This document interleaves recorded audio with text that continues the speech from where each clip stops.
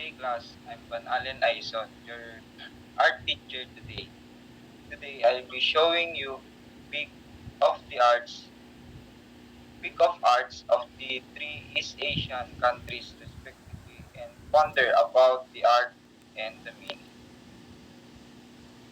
Chinese art. What can you say about this picture presented? Very good. It used to drama, role play, and plays. Japanese art. What can you say about this picture presented?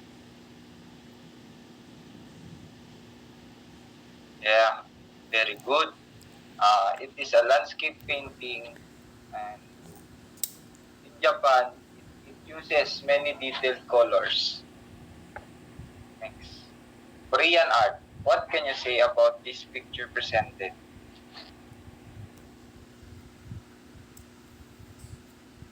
Very good.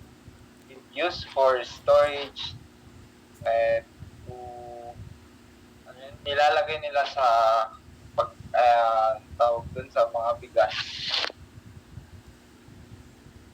Next, we have an activity. Number one. What is your answer?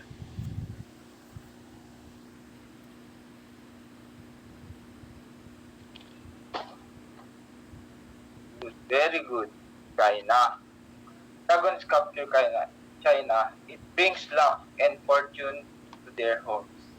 Next. Yung pamaypay. Okay. Japan. Sensu, Japan. In ancient Japan, the beautiful, the fun, the high rank you are in. They were also used in battle as a signal for the soldiers. 3. Admiral Yi Shin, Korea. Prominent commander because of the victory over the Japanese in the 16th centuries. One of the tourist spot in Korea. Nakita rin po siya sa ML. Next.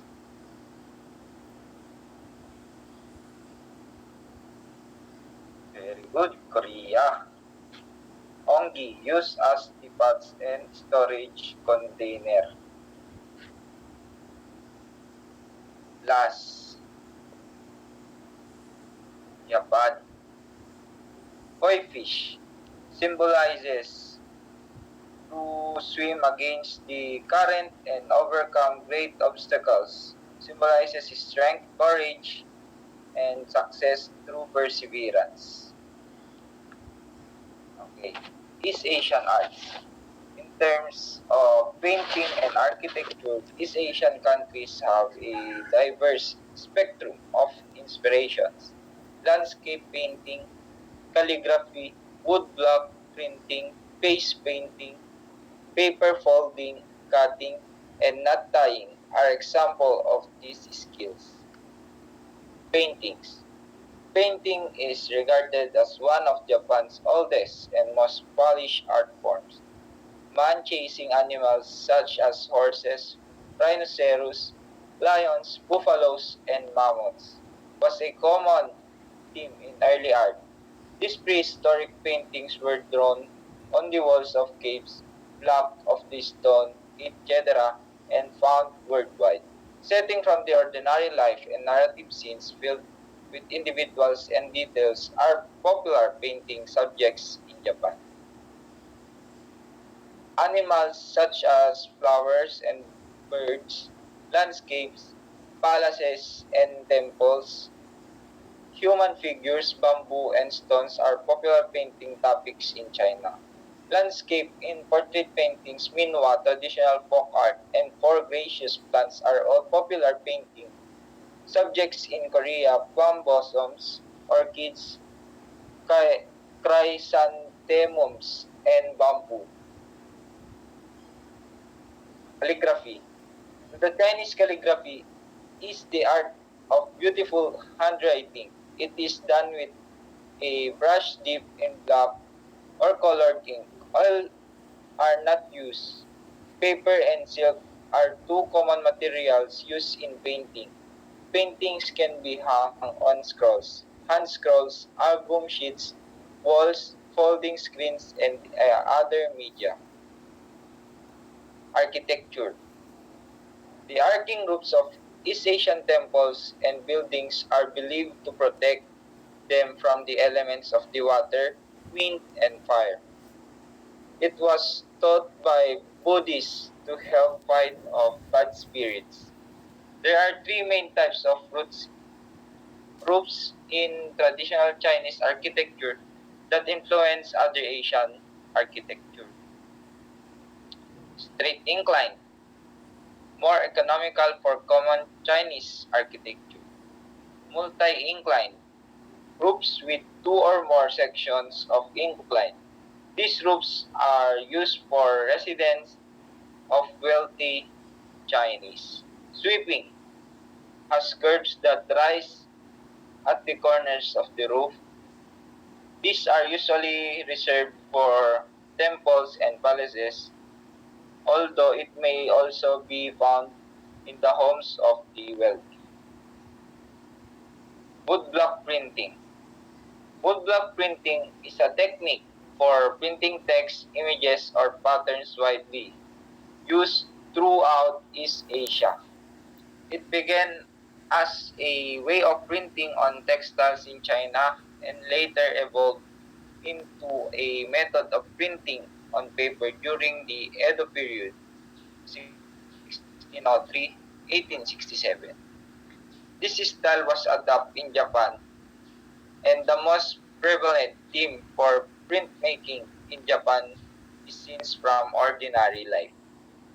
The best known and most popular style of Japanese art is ukiyo-e, which is Japanese for pictures of the floating world, and it is related to the styles of woodblock printing, making the show scenes of harmony and carefree everyday living.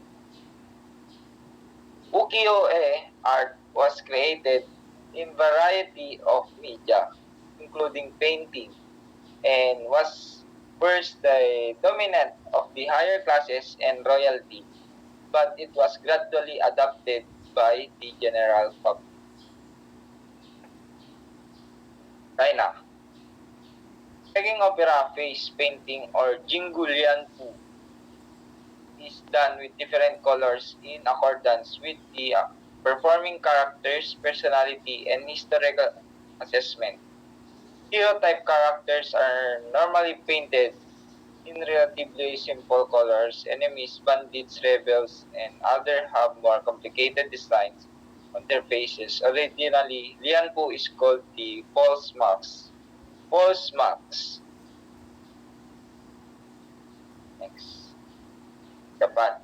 Kabuki makeup or kesho is an interpretation of the actor's own role through the medium of facial features.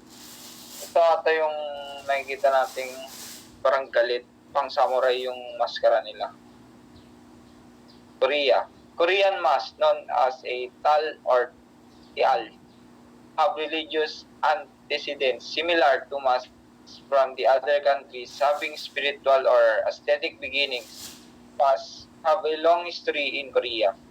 They utilize in burial services to ward off evil spirits. Prehistoric theater productions, shamanic ceremonies also required the use of masks. Masks were used elaborate dances and performed by 12th century. Paper arts. Paper arts play an important role in the development of the arts. Kailun of the Eastern Han Dynasty in China was the first to invent paper. It is undoubtedly one of the ancient China's most significant contributions to developing the arts. Chinese folk art is created with materials that are naturally found within the locality. This demonstrates that the Chinese are naturalists.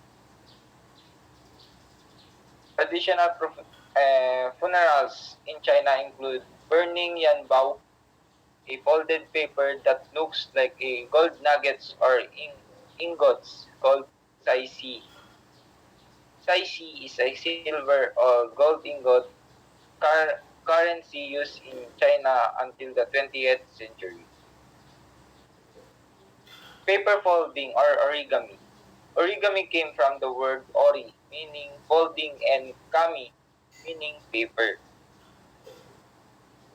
The traditional Japanese art of paper folding started in the 17th century AD and was popularized Ha? internationally in the mid Pero ano, 1900s. ano lang siya, ang tawag dito, video. Flower, animal, birds, fish, geometric shapes, and dolls are the standard models used in Japanese origami. A paper crane is the best known Japanese origami. Paper cutting. Paper cutting is usually symmetrical in design when unfolding. It adopts the 12 animals of the Chinese zodiac as themes and motifs, and mostly choose the red color. Chinese Buddhists believe that hanging windows flowers or decorative paper cutting attracts the good luck and drives away evil spirits. Yanzi is the first type of paper cutting design since the Chinese invented paper. Kite making. A kite making is assembled or joined aircraft traditionally made of silk or paper with a bowline and resilient bamboo. But today, kites can be made out of plastic. Kites are flown for recreational purposes and display one's artistic skills. Chinese kites originated in Weifang, Shandong.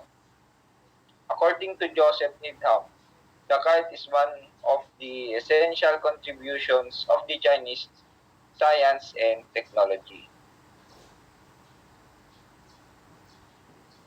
Categories of Chinese kites: centipede kites, hard-winged kites, soft-winged kites, and flat kites. Knot tying. In Korea, decorative knotwork is known as made-up or called dora or double connection knot, often called Korean knotwork or Korean knots. Songgu is the Chinese decorative handicraft art that began as a form of Chinese folk art in the Tang and Song dynasty, 960 to 1279 AD in China. In Japan, knot tying is called hanamusubi. It emphasizes braids and focuses on individual knots. That's all for today. And we will have an activity today called draw a mask in a clean sheet of paper. Then choose an East Asian country. Design your mask according to the country that you pick. Send it to me via messenger and this will serve as your attendance for today. And for your assignment, choose and make one paper art of the East Asian country and give meaning and what it symbolizes. That's all, class. Thank you. Goodbye.